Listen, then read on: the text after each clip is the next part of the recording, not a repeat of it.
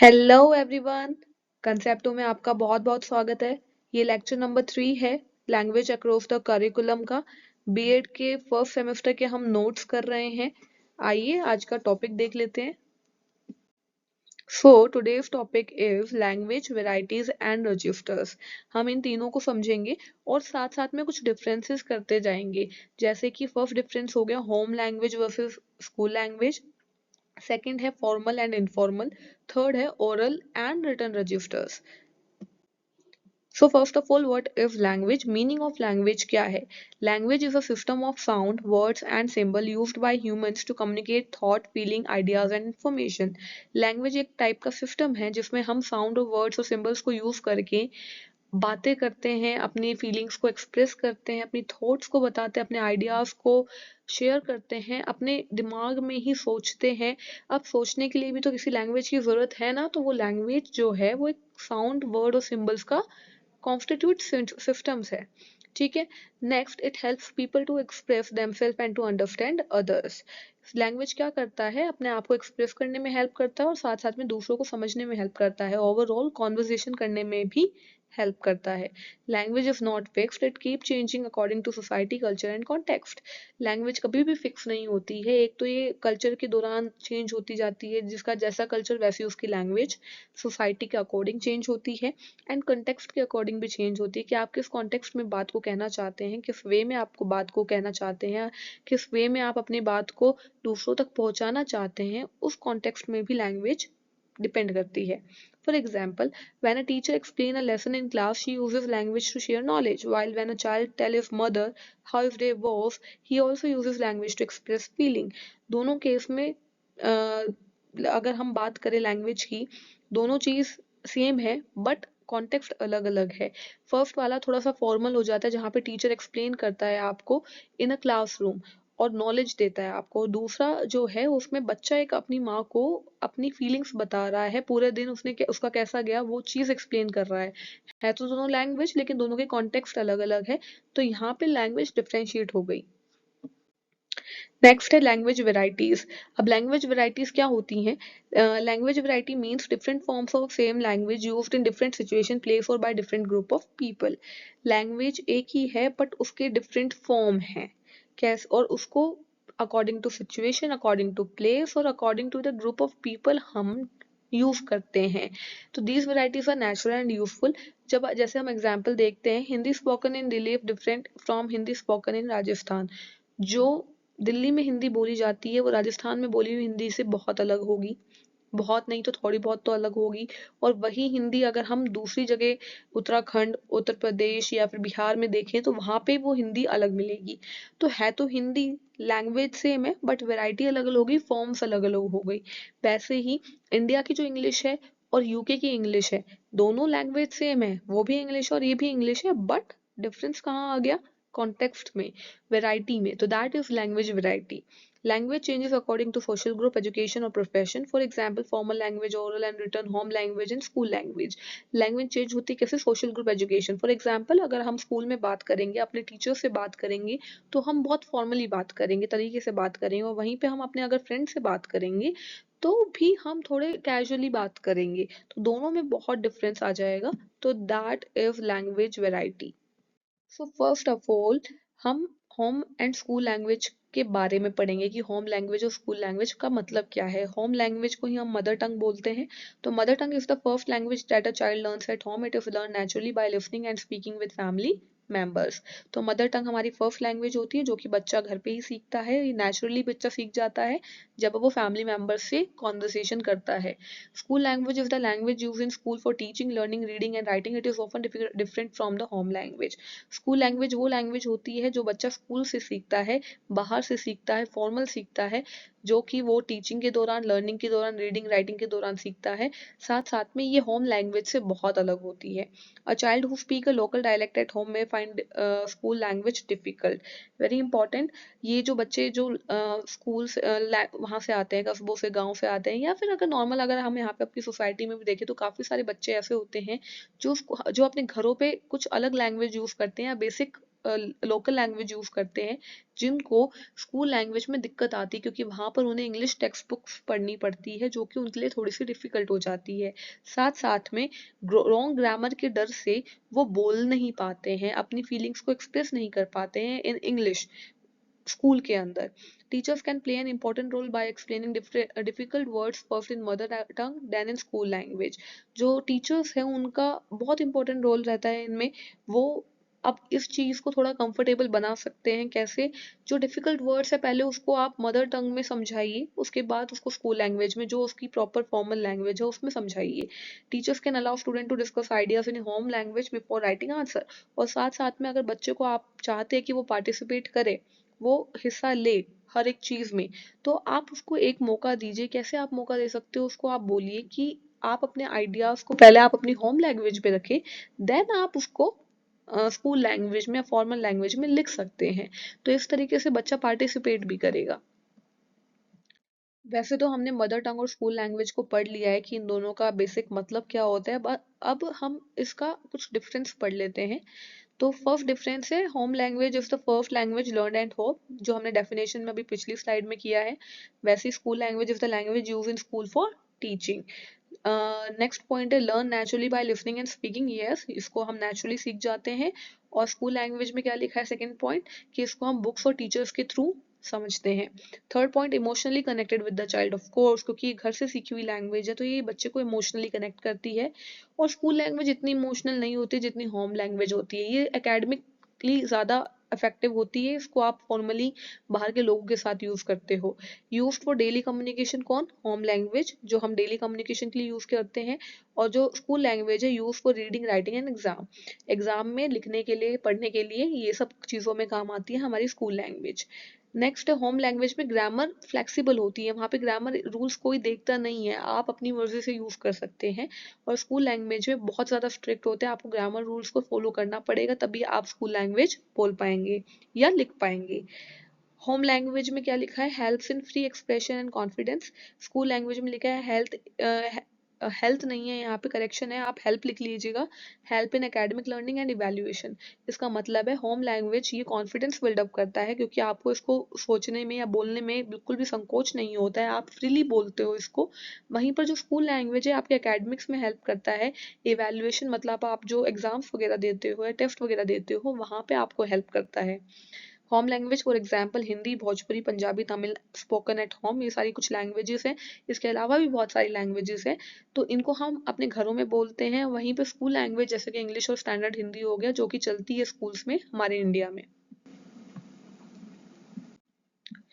सो next है formal and informal language. अब ये क्या है देख लेते हैं। तो language changes according to situation and relationship between speakers. जो लैंग्वेज होती है वो चेंज हो जाती है अकॉर्डिंग टू द सिचुएशन। अब आप प्रिंसिपल, स्कूल के प्रिंसिपल से बात कर रहे हो और वहीं पे आप अपने दोस्त से बात कर रहे हो, तो दोनों में लैंग्वेज सेम रहती है, बट कॉन्टेक्स्ट अलग हो जाता है, थोड़ा सा चेंज आ जाता है। तो वो क्या चीज़ है, उस चीज़ को हमें समझना है। तो उसको हम बोलते हैं formal language and informal language. तो formal language is used in serious official and academic situation, जहाँ पे थोड़ा सा फॉर्मल वाला बिहेवियर हो, जहाँ पे कैजुअल बिहेवियर ना हो, दोस्ती वाला बिहेवियर ना हो, थोड़ा सा मतलब कि बीच में दायरा हो, लिमिटेशन हो, जैसे कि हमारे टीचर्स के साथ होता है, या फिर जो भी बाहर ऑफिशियल तरीके से ऑफिसेज वगैरह में या फिर कहीं भी आप बाहर ले सकते हैं, वहां पर हम फॉर्मल लैंग्वेज को यूज करते हैं। For example, teacher explaining a lesson in classroom, writing an application to the principal, giving speech on stage. ये सारे क्या है? फॉर्मल लैंग्वेज के एग्जाम्पल्स हैं। नेक्स्ट है informal language. It is used in daily life with friend, family, familiar people. तो ये उनके साथ यूज किया जाता है जिनसे हम फैमिलियर हैं, हमारे आसपास जो लोग रहते हैं और डेली बेसिस पे हम जिनके साथ रहते हैं, उनके साथ हम इनफॉर्मल लैंग्वेज यूज कर सकते हैं। For example, talking with friend after school. School के बाद हम अपने दोस्तों से बात करते हैं, तो वो इनफॉर्मल लैंग्वेज है, हम उनसे कुछ भी कह सकते हैं, हमें सोचने की जरूरत नहीं पड़ती है। Chatting with family member, sending messages on WhatsApp और आईजी या इंस्टाग्राम। तो हम इन सब चीज़ों को डाल देंगे इनफॉर्मल लैंग्वेज में, जिसको हमें सोचने में बिल्कुल टाइम नहीं लगता। हम डायरेक्ट मुंह उठाया, हाथ उठाया, फोन उठाया, या फिर जो भी कहो, हम डायरेक्ट बात कर लेते हैं जिनसे। तो अब इनका डिफरेंस देखते हैं, फॉर्मल वर्सेस इनफॉर्मल। तो फॉर्मल में लिखा है used in official and academic situation. इनको कहाँ यूज किया जाता है, जहाँ पे थोड़ा सा दायरा और लिमिटेशन आ जाए, जहाँ पे हमें सोचना पड़े कि नहीं अगर हमने कुछ बोला तो कुछ इफेक्ट ना हो जाए, थोड़ा तरीके से हमें जिस चीज को एक्सप्लेन करना है उसको हम फॉर्मल कह सकते हैं। और वहीं पे इनफॉर्मल क्या हो जाएगा, used in casual and personal situation, जहाँ पे हमारा पर्सनल सिचुएशन आ गया, हमारे दोस्त साथी, हमारे घर वाले, ये सब जहाँ पर आ जाते हैं वो हो जाता है इनफॉर्मल। फॉर्मल में क्या है, used in school office and institution. कहाँ यूज करते हैं हम इसको, स्कूल में, ऑफिस में, इंस्टीट्यूशन में, बाहर जहाँ पर भी हमें ऑफिशियल वर्क करना हो वहाँ पे हम फॉर्मल यूज करेंगे। वहीं जहाँ हमें फ्रेंड्स फैमिली और क्लोज पीपल से बात करनी है वहाँ पे हम इनफॉर्मल यूज करेंगे। Third point is follows correct grammar and rules. Again formal में क्या हो जाएगा, ग्रामर रूल्स बिल्कुल आपको तरीके से यूज करने हैं, और इनफॉर्मल में कोई दिक्कत नहीं है, आपको जैसे यूज करना चाहते हो आप वैसे यूज करो, फ्लेक्सिबिलिटी है यहाँ पर। जैसे कि पिछले स्लाइड में, 2 स्लाइड पहले हमने होम लैंग्वेज और उसके बारे में पढ़ा था, मदर टंग के, home language and school language के बारे में, वैसे ही यहाँ पे फॉर्मल और इनफॉर्मल है। यहाँ पे फॉर्मल थोड़ा थोड़ा रिसेंबल करता है स्कूल लैंग्वेज से, और इनफॉर्मल थोड़ा थोड़ा रिसेंबल करता है होम लैंग्वेज से। तो फॉर्मल में लिखा है नो स्लैंग और शॉर्ट फॉर्म्स आर यूज्ड, कि आप कोई भी स्लैंग यूज नहीं करोगे, आप कोई भी शॉर्ट फॉर्म यूज नहीं करोगे। और वहीं पे इनफॉर्मल में स्लैंग और शॉर्ट फॉर्म्स आर यूज्ड, मतलब आप कुछ भी यूज कर सकते हो, कोई इशू ही नहीं है। फॉर्मल में पोलाइट एंड रिस्पेक्टफुल टोन होती है, इनफॉर्मल में फ्रेंडली एंड रिलैक्स टोन होती है।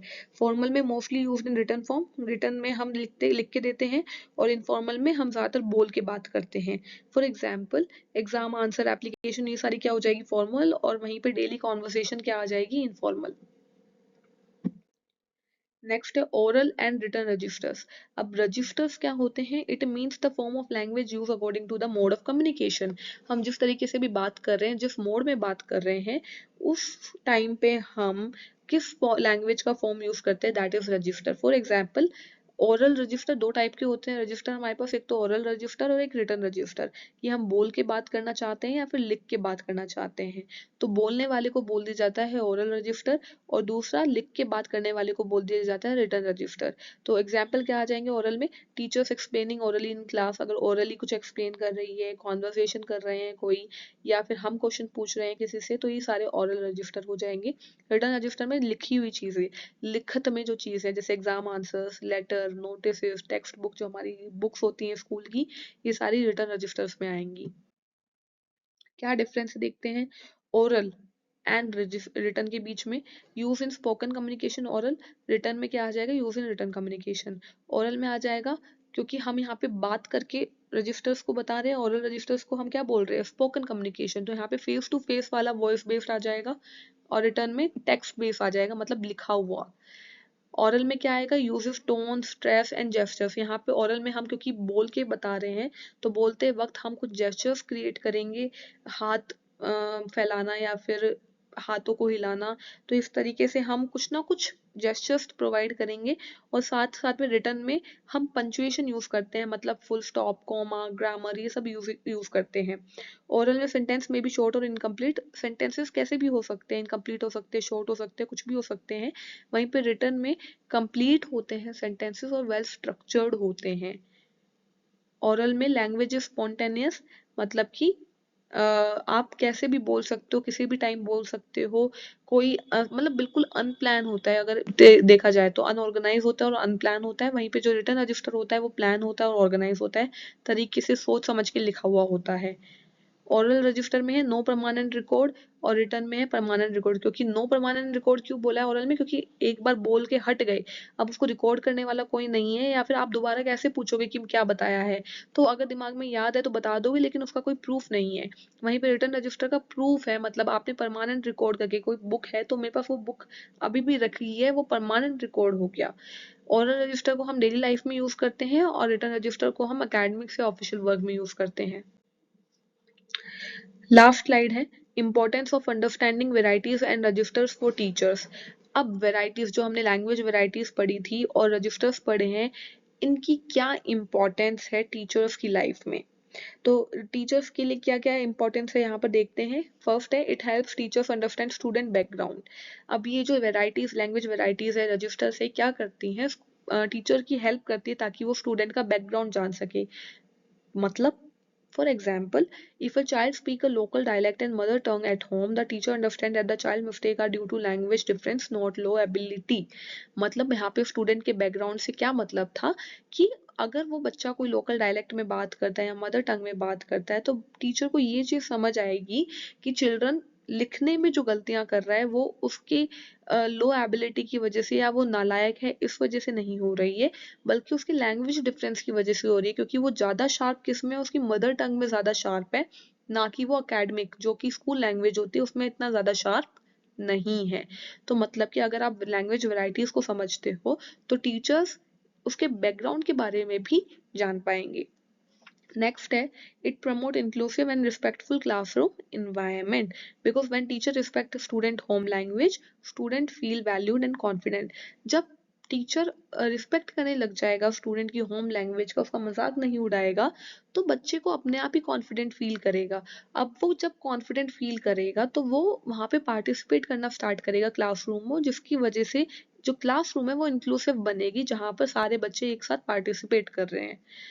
Third one is support multilingual learning. As teacher, you live more than one language to explain concept.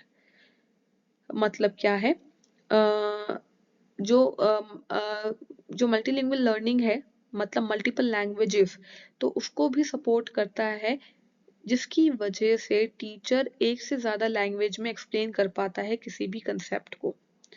Improve communication and learning outcomes, यहाँ पे लिखा है जो ये वेराइटीज है, लैंग्वेज वेराइटीज है, क्या करती हैं, कम्युनिकेशन स्किल को इम्प्रूव करती है। For example, teacher use single language while explaining but uses formal language while writing notes on the board, क्योंकि जब वो बात करेगा, जब वो समझाएगा तो सिंपल लैंग्वेज यूज करेगा, लेकिन जब वो लिख पाएगा तो प्रॉपर वो फॉर्मल तरीके से पूरा ऑर्गेनाइज मैनर में लिख पाएगा। तो इस वजह से क्या होगा, कम्युनिकेशन इंप्रूव होगा और लर्निंग आउटकम्स अच्छे मिलेंगे।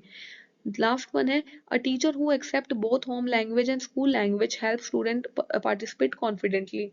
जो टीचर, जो कि मैंने बताया था सेकंड पॉइंट में, वही थोड़ा बहुत उसी से लिंक करता है लास्ट पॉइंट। जो टीचर होम लैंग्वेज और स्कूल लैंग्वेज दोनों को एक्सेप्ट करता है, उस टीचर की वजह से जो बच्चा है वो कॉन्फिडेंटली पार्टिसिपेट कर पाता है। For example, teacher first explain orally in simple word and ask student to write the same idea in proper written form for exam. कि जब टीचर समझाना स्टार्ट करेगा तो वो अपने सिंपल वर्ड्स में समझाएगा, ताकि जो बच्चा है वो कॉन्सेप्ट को अपने अंदर ढाल ले, तरीके से समझ ले, जिसके और उसके बाद स्टूडेंट को बोला जाए कि उसे सेम चीजें इन रिटन फॉर्म एग्जाम में फॉर्मली लिखनी है, तो वो इजीली विद कॉन्फिडेंस लिख पाएगा, क्योंकि उसने कॉन्सेप्ट को बहुत अच्छे तरीके से समझा है। Thank you so much everyone for watching this video. Please do like, subscribe and share my video. If you like my content, please do comment in the comment section. Thank you and see you in the next video. Bye bye.